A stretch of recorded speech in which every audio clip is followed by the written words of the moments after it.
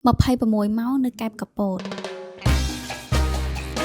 សម្រាប់អ្នកដែលគាត់មានកម្រងទៅកែបកពតហើយអត់សូវមានពេលវេលាច្រើនដូចខ្ញុំខ្ញុំគិតថាអាចមើលវីដេអូនេះដល់ចប់បានខ្ញុំនឹងចែករំលែកបទពិសោធន៍ខ្ញុំអត់មានពេលច្រើននេះមានត្រឹមតែ26ម៉ោងហើយប៉ុន្តែបានដើរលេងច្រើនណាសំខាន់បានញ៉ាំអីកន្លែងដែលគេល្បីៗនៅតាម TikTok ណាអ្នកទាំងអស់គ្នាប៉ុន្តែក៏មានបទពិសោធន៍ជួយចត់ដែរបងទៅមកទៀតមានផ្លូវទៅណាទៀតអត់ហើយបើចង់ដឹងថាខ្ញុំវិញផ្លូវដែលសារអីគេកុំភ្លេចមើលវីដេអូនេះឲ្យដល់ចប់សម្រាប់ខ្ញុំចេញមកនេះខ្ញុំចេញមកថ្ងៃសៅរ៍ពេលថ្ងៃចំណេញពេលហើយសម្រាប់ការធ្វើដំណើរនេះខ្ញុំជិះជាមួយនឹងឡាន e-booking ដែលសារតែពីពេញទៅកពតឥឡូវនេះគេ discount មកសវត្តនៅសល់$5ហើយពិសេសខ្លាំងមែនតើសម្រាប់អ្នកដែលគាត់ចង់ជិះពីសៀមរាបទៅកពតទៅសៀមរាបហើយជាមួយនឹងកូដកាដូ20បាន discount បន្ថែមដល់$4 cashback ដល់$6និយាយទៅចំណេញរហូតដល់$15ហើយបើសិនជាអ្នកនរគ្នាចង់ booking អាច booking បានតាម Redbird គេមានជាមួយនឹងជើង direct មកហ្មងទាំងទៅទាំងមកហើយមានជាមួយនឹងឡានគេងយកទៀតសម្រាប់កន្លែងដែលខ្ញុំគេងនេះដែរខ្ញុំគេងនៅជិតក្រុងទេដោយសារតែខ្ញុំឃើញគេ rate លើ website ល្អដែរហើយកន្លែងគេស្អាតខ្ញុំពេញចិត្តខ្ញុំមកដល់នេះប្រហែលជាម៉ោង3:74នេះអ្នកទាំងអស់គ្នាខ្ញុំរៀបចំទៅមើលថ្ងៃលិចនៅកែបកន្លែងនេះខ្ញុំប៉ងយូរឲ្យថាមកដល់កពតកែបគឺខ្ញុំទៅកន្លែងនេះស្អាតខ្លាំងមែនតើចង់សម្រាប់អ្នកគេដែលគាត់ចង់ទៅមើលថ្ងៃលិចអីកន្លែងនេះខ្ញុំ recommend ហ្មងនេះទីតាំងខ្ញុំដាក់អីខាងលើហើយបន្ទាប់ពីខ្ញុំញ៉ាំអីតិចតួចនៅមើលថ្ងៃលិចហើយដូចរៀងឃ្លានទៀតមកកន្លែងទី2នេះអូកន្លែងនេះខ្ញុំជឿថាមានមនុស្សស្គាល់កន្លែងនេះច្រើនខ្លាំងល្បីប៉ុន្តែទៅនឹងមនុស្សច្រើនខ្ញុំឈរចាំគេរៀងយូរដែរអ្នកនរគ្នាចឹងណាគេម៉ួយគាត់ឲ្យញ៉ាំទៅឆ្ងាញ់ដូចខ្ញុំមែនអត់ជួយ comment ខ្ញុំម្នាក់មួយផងណាយើងទៅញ៉ាំបាយល្បីកបោ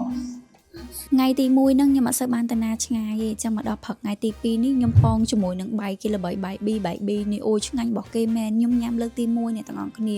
ប៉ុន្តែឆ្ងាញ់អញ្ចឹងសម្រាប់គេដែលគាត់ចង់ទៅញ៉ាំអីខ្ញុំនឹងដាក់ទីតាំងឲ្យអ្នកទាំងអស់គ្នានៅខាងលើដូចគ្នាអញ្ចឹងពួកខ្ញុំជួលម៉ូតូគេនេះជិះមកកន្លែងកាហ្វេចលងភ្នំដែលកាហ្វេហ្នឹងគេល្បីខ្លាំងណាស់ហើយជិះមកខ្ញុំមើលតាម map អ្នកទាំងអស់គ្នាប៉ុន្តែ map ហ្នឹងគឺខុសទេហើយភាគច្រើនខ្ញុំអត់សូវឃើញមានណាគេដែលគាត់ធ្វើវីដេអូខ្ញុំនេះខ្ញុំជិះឡើងដល់កពូភ្នំហ្មងហើយឡើងស្ងាត់ជ្រាបចាខ្ញុំឡើងបាសរោហ្មងខ្ញុំនិយាយមែនណាតើតែខ្ញុំសួរគេទៅមិនថាខ្ញុំជិះវែងមិនខ្ញុំជិះវែងទេគឺ map ហ្នឹងគឺដាក់ខុសអញ្ចឹងសម្រាប់ណាគេទៅលេងកពតលើក្រោយកុំជិះតាម map អេសោះអ្នកទាំងអស់គ្នាជិះទៅដល់ឃើញអាច្រកហ្នឹងត្រូវសួរគេឬក៏ជិះហួសទៅមុខទៀតនេះតើតែឃើញផ្លាកដូចខ្ញុំបង្ហាញអញ្ចឹងខ្ញុំខឹងចិត្តពេកខ្ញុំធ្វើវីដេអូឲ្យមើលកន្លែងទីតាំងគេហ្នឹងហ្មងទៅ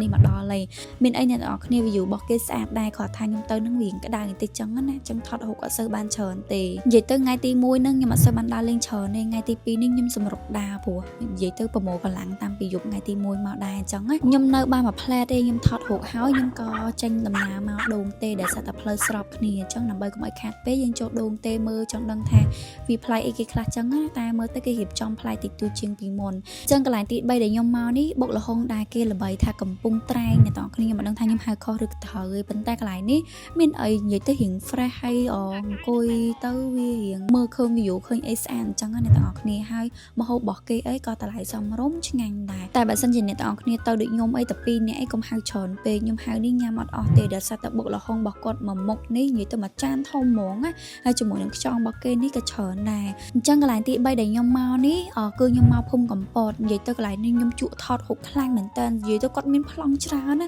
ខ្ញុំជក់ថតរូបឡើងភ្លេចថតវីដេអូ footage ខ្លះអ្នកទាំងអស់គ្នាអញ្ចឹងសម្រាប់មួយកន្លែងនេះខ្ញុំ recommend មែនតើសម្រាប់អ្នកដែលគាត់ចូលថតអាចរំលងបានទេសរុបមក26ម៉ោងរបស់ខ្ញុំនេះគឺខ្ញុំបានដើរលេងច្រើនកន្លែងគួរសមដែរហើយជិតដល់ម៉ោងឡើងឡាននេះខ្ញុំយកម៉ូតូឲ្យគេវិញទៅលេងខេត្តកែបកពតខ្ញុំ recommend ឲ្យអ្នកទាំងអស់គ្នាជួលម៉ូតូទៅបានដើរលេងកន្លែងច្រើនខ្ញុំអត់ដល់ម៉ោងឡើងឡាននេះប្រហែលជានៅសល់2ម៉ោងអីអញ្ចឹងខ្ញុំក៏ទៅលេងមកស្ទឹងមើលគេមើលឯងមនុស្សច្រើនអ៊ូអរខ្លាំងមែនតើខ្ញុំអត់ដែរសូវទៅកពតកែបម៉ែនេះអ្នកទាំងអស់គ្នាអញនិយាយបានថាខានទៅយូរហើយមកគឺប្លែកស្អាតខ្លាំងមែនតើហ្មងហើយខ្ញុំមកវិញជាមួយនឹង e-booking ដដែលខ្ញុំជិះជាមួយនឹងឡានគេងយប់និយាយទៅគេងលក់ស្រួលហើយពុករបស់គេនេះប្លែកមានផាសុខភាពខ្លាំងមែនតើអញ្ចឹងវីដេអូខ្ញុំ26ម៉ោងនៅខេត្តកែបកពតមានតែប៉ុណ្្នឹងទេអរគុណអ្នកទាំងអស់គ្នាបាយបាយ